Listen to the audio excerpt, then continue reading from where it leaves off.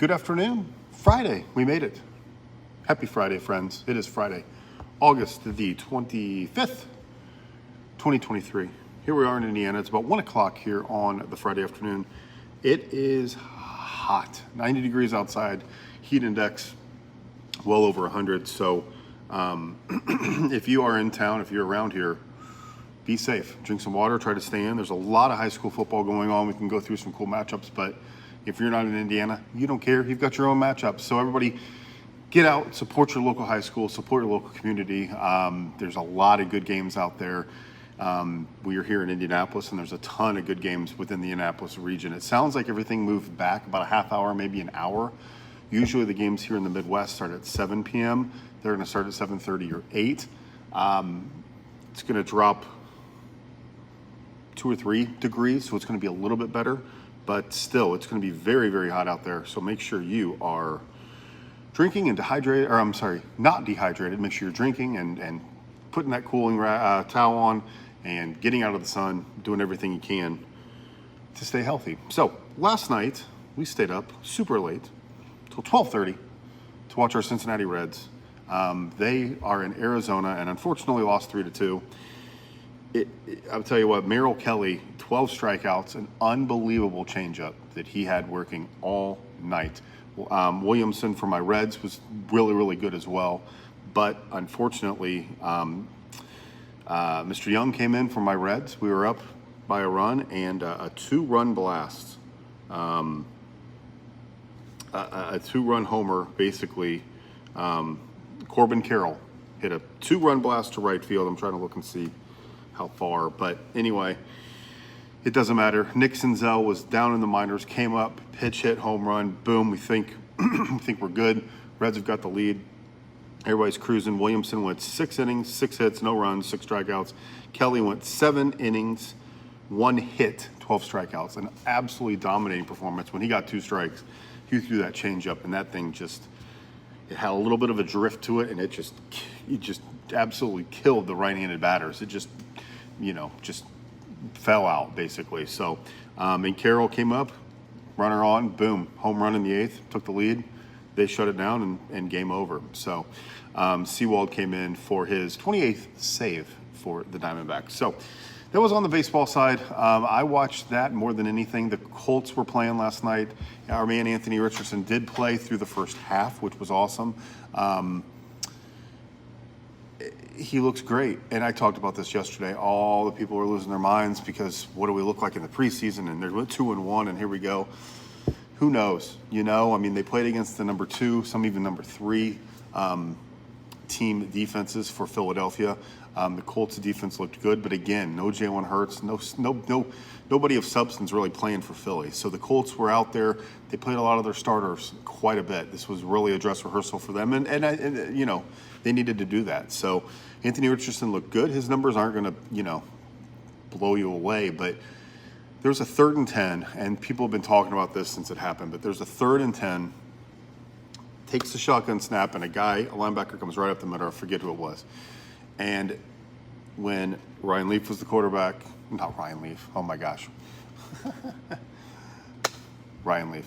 Anyway, when our former quarterbacks were around, I'm talking Carson Wentz, I'm talking Matt Ryan, I'm talking Phillip Rivers. Carson Wentz had a little bit of mobility, but they were just sitting ducks there.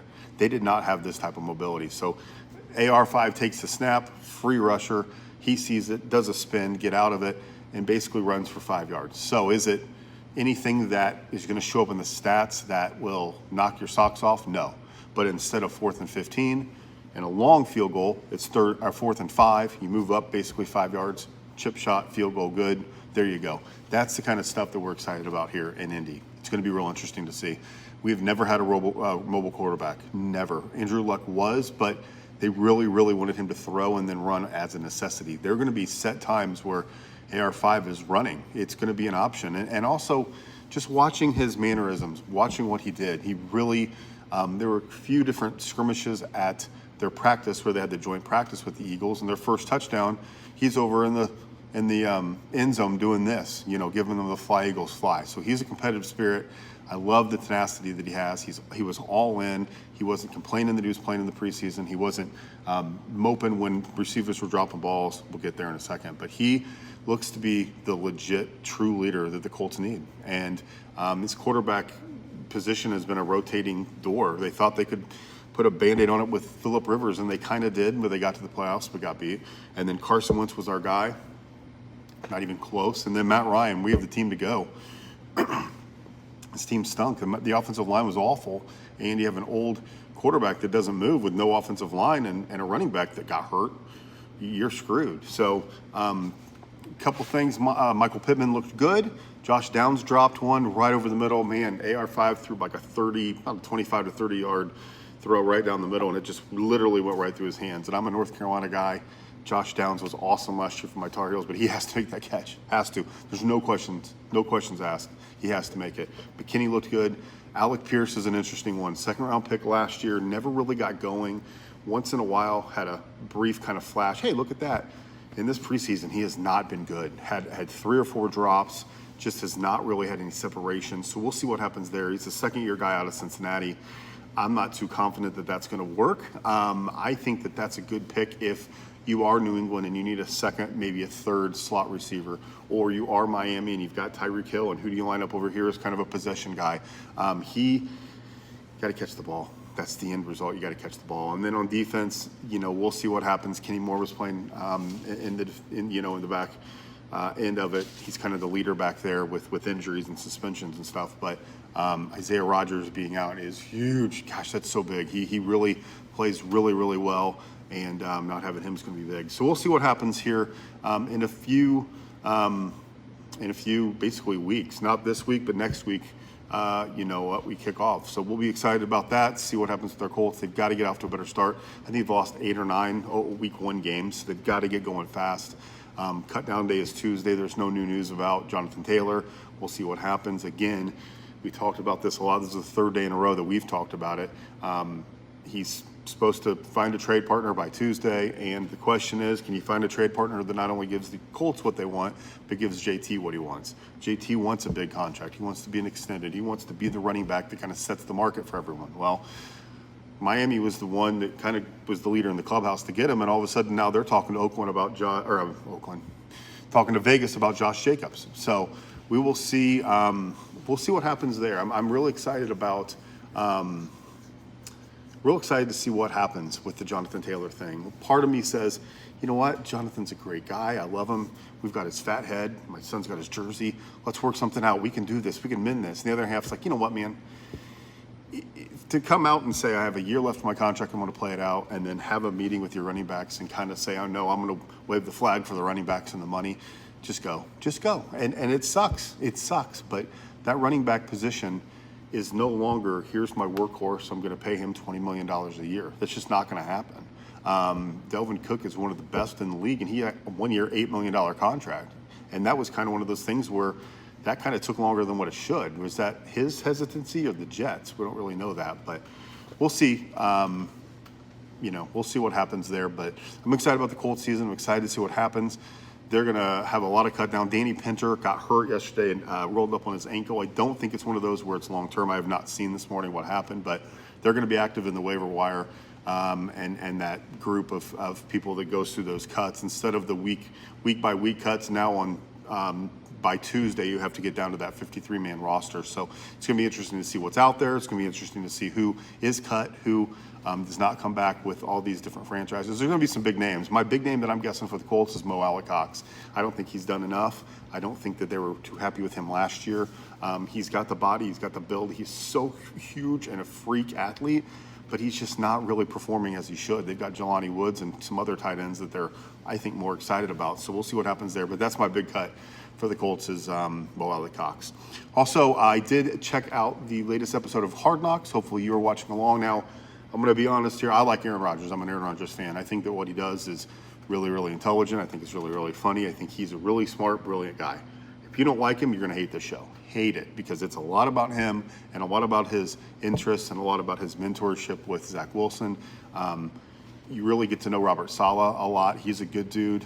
You get to learn all of the different members of the team. But it's the Aaron Rodgers show. It really is. And I think it's fascinating. I think it's cool because you get to see behind the scenes how he is treating Zach Wilson, how he is mentoring him. And you would think that happened with Jordan Love. Who knows? We didn't have it behind the scenes in Green Bay that we have here. But Zach Wilson, it's only preseason again. We're not losing our minds, but he's looked really, really good in these preseason games. So is he going to be able to get the mentorship from Aaron Rodgers and be ready to roll in 2 years, 3 years, whenever Aaron truly does step away? But the Jets are absolutely loaded. They're primed to make a run. They're my pick. And every year you think this when you're watching Hard Knocks. This team is awesome. They're going to go win it all. I really, truly think the Jets can do it. I'm not high on Buffalo. I think that they've kind of peaked. I don't think they're going to get much better, especially with some of that internal stuff going on. Stephon Diggs really want to be there. I love the Bengals. I love the Chiefs. Everybody loves those two teams. But I truly think that the Jets will do it. I really do. I think they're going to start off quick. I thought they're going to start fast. I think Rodgers is going to have a crazy year. He's my vote for MVP. They're my vote for the Super Bowl. So we'll see what happens. And I know you fall in love with what you're watching and everything, so we'll see what happens there.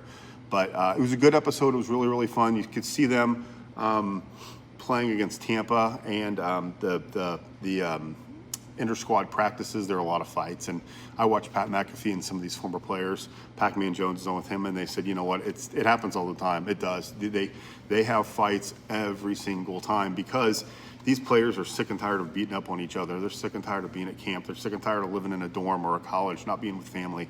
So you get somebody new in front of you, it's going to be a mess. So thankfully, all the training camps are getting done here.